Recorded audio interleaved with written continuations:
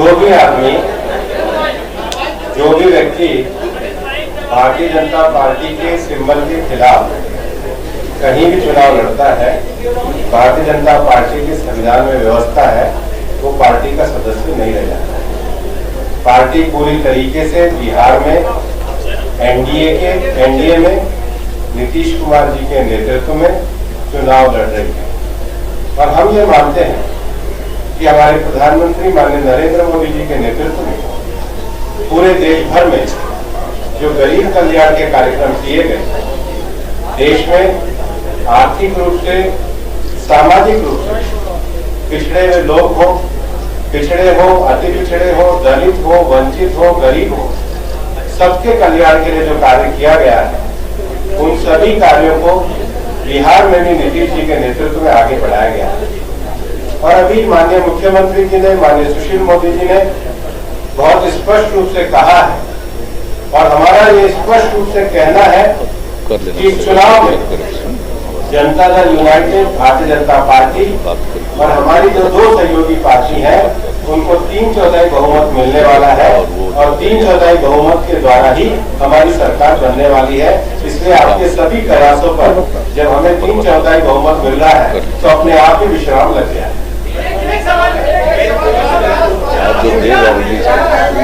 मैं अनुरोध करूंगा माननीय सुशील जी से कि वह इस प्रेस कॉन्फ्रेंस को धन्यवाद और अपनी बात करते हुए समाप्त करें। मित्रों, तो शांत हो जाइए। मित्रों, जैसा भी नीतीश जी ने और डॉक्टर संजय जायसवाल जी ने सारी बातों को रख दिया है, मैं संक्षेप में इतना ही कहूँगा कि हम चुनाव विकास के मुद्दे पर चुनाव लड़ेंगे। नरेंद्र मोदी जी की केंद्र की सरकार ने जो बिहार में काम किया है और नीतीश जी के नेतृत्व में जो एनडीए ने बिहार में काम किया है, और मैं तो विपक्ष को चुनौती देता हूँ कि हर चुनाव में सड़क, बिजली, पानी ये मुद्दा होता है। अगर हिम्मत है तो बिजली को मुद्दा बनाए, सड़क को मुद्दा बनाए, अगर हिम्मत है तो पानी को मुद्दा बनाए, कोरोना का मुद्दा बनाए, बाढ़ को मुद्दा बनाए, जो प्रवासी मजदूर है उनको मुद्दा बनाए। आज एक एक मुद्दे का प्रभावी तरीके से हम लोगों ने समाधान करने का प्रयास किया है। इसलिए मित्रों, मैं सभी पत्रकारों का धन्यवाद देता हूँ और इस विश्वास के साथ कि हम 3/4 के बहुमत से नीतीश कुमार जी के नेतृत्व में फिर से बिहार के अंदर सरकार बनाएंगे और विकास के मुद्दे पर जनता के बीच में जाएंगे। जय हिंद, जय भारत, धन्यवाद।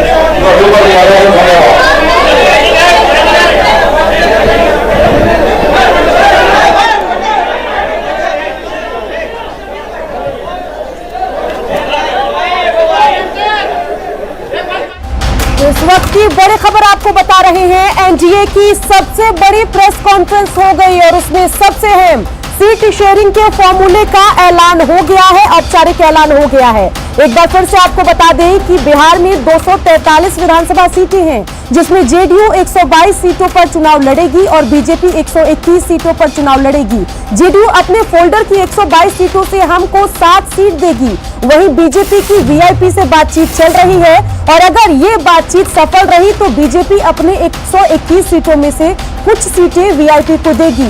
इस प्रेस कॉन्फ्रेंस के दरमियान कई सवाल चिराग पासवान को लेकर भी उठते रहे कि क्या चिराग पासवान का स्टेटस आखिर एनडीए में क्या है, क्या चिराग पासवान अगर एनडीए से अलग है तो क्या रामविलास पासवान केंद्र में मंत्री बने रहेंगे। इस तरह के कई सवाल थे जिस पर सीधा जवाब बीजेपी और जेडीयू के नेताओं की तरफ से दिया गया।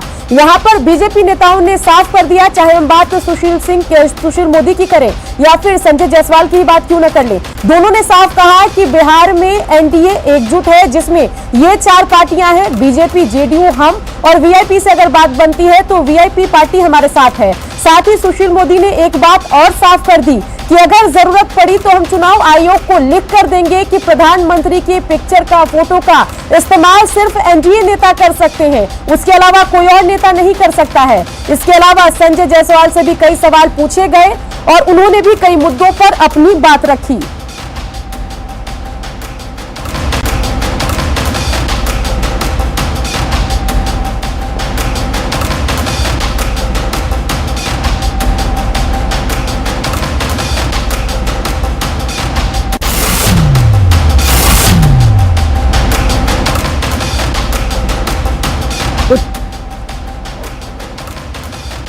तो चलिए बिहार की सबसे बड़ी बहस में इसी मुद्दे पर अभी हम चर्चा करते हैं और हमारे मेहमान भी, हमारे पैनल भी हमारे साथ जुड़ गए हैं।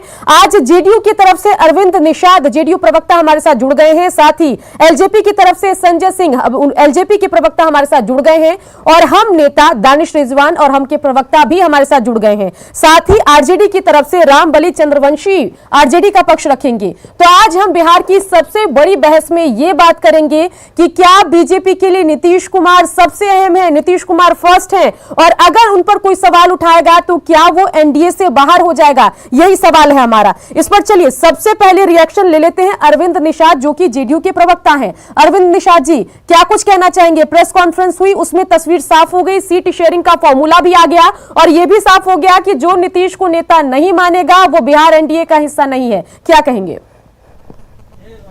देखिए, पूरे कंफ्यूजन को दूर करते हुए आज एनडीए में शामिल तमाम दलों के नेताओं ने अपनी स्थिति स्पष्ट कर दी है और स्पष्ट तौर पर एलजेपी को संदेश दे दिया गया है कि जो इस गठबंधन का साथी नहीं है वह गठबंधन में नहीं रहेगा, प्रधानमंत्री जी के तस्वीर का इस्तेमाल नहीं करेगा। इसके लिए जरूरत पड़ेगी तो भारत निर्वाचन आयोग को भी लिख करके दिया जाएगा। माननीय मुख्यमंत्री जी ने, लेकिन अरविंद निषाद जी, कंफ्यूजन तो इस बात से होगा ना कि रामविलास पासवान केंद्र में तो एक साथ हैं, केंद्र में तो मंत्री हैं, इससे तो कंफ्यूजन बना रहेगा। ये तो नहीं कहा गया कि एलजेपी जो है वो एनडीए का हिस्सा नहीं है, बेशक बिहार में ना है लेकिन केंद्र में तो है, और जनता के लिए ये कॉम्प्लिकेटेड सिचुएशन समझना कहीं मुश्किल ना हो जाए, जिसका खामियाजा 143 सीट पर एलजेपी उम्मीदवार उतार रही है, खासतौर पर जेडीयू के विरोध में, वहां आपको नुकसान ना हो जाए। नहीं, देखिए, हमको कहीं कोई नुकसान की चिंता नहीं है और नुकसान होगा भी नहीं।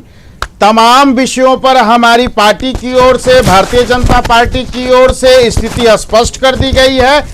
अब बिहार के जनता को जो 2005 से एनडीए पर भरोसा करते आई है, हम पुनः 2020 में जनता के अदालत में जा रहे हैं और मुझे पूर्ण भरोसा और विश्वास है कि एनडीए की सरकार को श्री नीतीश कुमार जी के नेतृत्व में पुनर्बहाली करने पर अपना मुहर लगाएगी और हम अगले 5 वर्षों तक हम फिर सरकार चलाने के लिए हम सक्षम होंगे।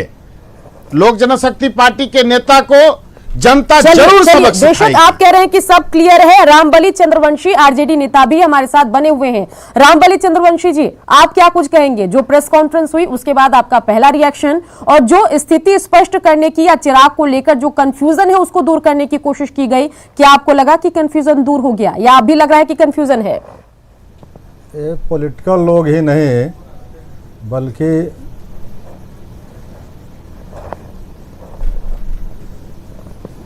मेरी आवाज सुन रहे हैं?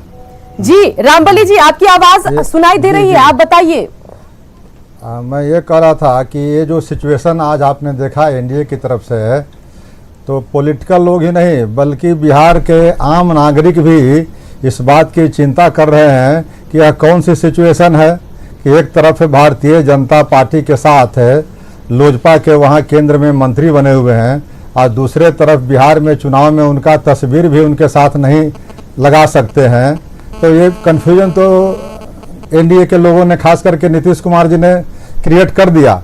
अब इस कंफ्यूजन को जवाब देते देते पूरा चुनाव भी खत्म हो जाएगा। यहाँ पर प्रेस कॉन्फ्रेंस में साफ कर दिया गया कि अगर जरूरत पड़ी तो चुनाव आयोग को लिखकर बीजेपी जेडीयू की तरफ से दिया जाएगा कि चाहे प्रधानमंत्री हो चाहे मुख्यमंत्री हो, किसी भी नेता की तस्वीर तक का इस्तेमाल दूसरी पार्टी नहीं कर सकती है। इस पर क्या कहेंगे? ठीक है, ये चुनाव आयोग में लिख सकते हैं, लेकिन बिहार की जनता को कैसे लिख सकते हैं, उसको कैसे समझा सकते हैं कि बिहार में की स्थिति इस तरह की है कि एनडीए एक तरफ बीजेपी के साथ तालमेल किए हुए है और बीजेपी के बड़ा घटक जो है उसके बड़े भाई जेडीयू के साथ उसका तालमेल नहीं है। तो यह जो विरोधाभास की स्थिति है, ये प्रत्येक नागरिक को, बिहार के जो लोग हैं राजनीति करते हैं राजनीति नहीं करते हैं, वो उनके लिए यह चिंता के विषय है, असमंजस की स्थिति है। चलिए, आपको तो असमंजस दिख रहा है, विरोधी पार्टी आप हैं, आपका असमंजस भी बनता है। दानिश रिजवान, हम के प्रवक्ता भी हमारे साथ बने हुए हैं।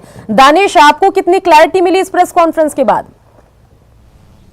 देखिए, 2-3 चीजें इस प्रेस कॉन्फ्रेंस से साफ हो चुकी है कि चिराग पासवान जी पिछले 3 दिनों से जो प्रधानमंत्री नरेंद्र मोदी जी की तस्वीर को लगा रहे हैं और बार बार कह रहे हैं कि हम प्रधानमंत्री आपको बनाएंगे। आज भारतीय जनता पार्टी ने साफ कर दिया है कि वो एक फर्जीवाड़ा कर रहे हैं। भारतीय जनता पार्टी ने स्पष्ट कर दिया है कि नरेंद्र मोदी जी या भारतीय जनता पार्टी के किसी नेता की अगर वो तस्वीर लगा रहे हैं तो वो पूरी तरह से अवैध है, गलत है। और भाजपा ने यह भी साफ कर दिया है कि इलेक्शन कमीशन में इसकी वो शिकायत दर्ज करेंगे। मतलब साफ है कि चिराग पासवान जो इस चक्कर में पड़े थे कि एनडीए के घर में अपने चिराग से आग लगा देंगे, अब वो अपनी झोपड़ी को बचा ले। देखिए, बिहार की जनता ने स्पष्ट तरीके से कहा है। अभी हम एक ट्वीट देख रहे थे चिराग पासवान जी का, उसमें उन्होंने कहा है कि अगर हमारी सरकार बनती है तो 7 निश्चय योजना की हम जांच करवाएंगे। अभी केंद्र में खुद सांसद हैं, पिता केंद्र में मंत्री हैं, भाई और चचा भी सांसद हैं। और बने रहिए हमारे साथ, सीधा हम ग्राउंड जीरो पर चलते हैं। हमारे संवाददाता भी हमारे साथ जुड़ गए हैं, रवि हमारे साथ जुड़ गए हैं। रवि, ये जरा बताइए कि अब तो प्रेस कॉन्फ्रेंस खत्म हो गई, कई जो कंफ्यूजन की स्थिति उसको भी दूर करने की कोशिश बीजेपी जेडीयू के नेताओं के द्वारा की गई, अब वहां से क्या कुछ खबरें आ रही है, ये जरा बताइए।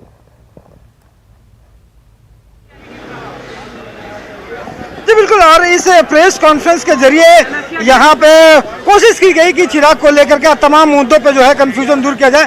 बीजेपी हो और मुख्यमंत्री